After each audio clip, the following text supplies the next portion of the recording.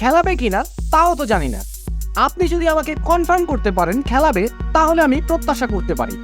যদি না খেলায়, তাহলে কি প্রত্যাশা করব? আগে দেখি খেলায় কিনা।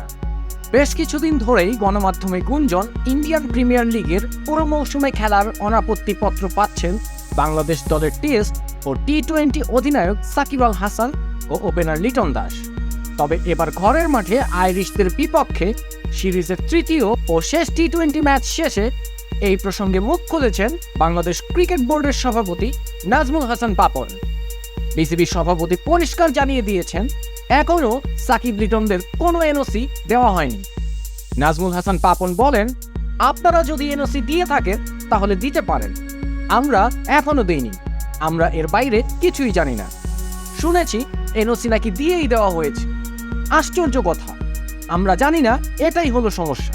বিসিবি সভাপতি জানালেন, ওদেরকে নিয়ে অর্থাৎ সাকিব লিটনকে নিয়ে জানতে চাওয়া হয়েছিল, তারা কখন অ্যাভেলেবেল আমরা তাদের বলেছি, সেই অনুযায়ী সাকিব লিটনদের নেওয়া হয়েছে, আমরা সেই অনুযায়ী তাদেরকে ছেড়ে দেব।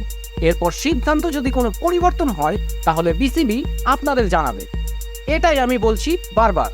আইরিশদের বিপক্ষে সাকিবের টেস্ট খেলা নিয়ে তিনি যা জানালেন, না খেলার কোনো কারণ দেখি না, ওরা তো ইনজুরিতে নেই, ক্রিকেটারদের নিয়ে প্রত্যাশা কেমন? প্রশ্নে পাপন বললেন, খেলাবে কিনা তাও তো জানি না।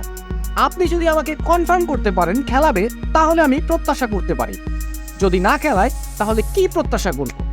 আগে দেখি খেলায় কিনা।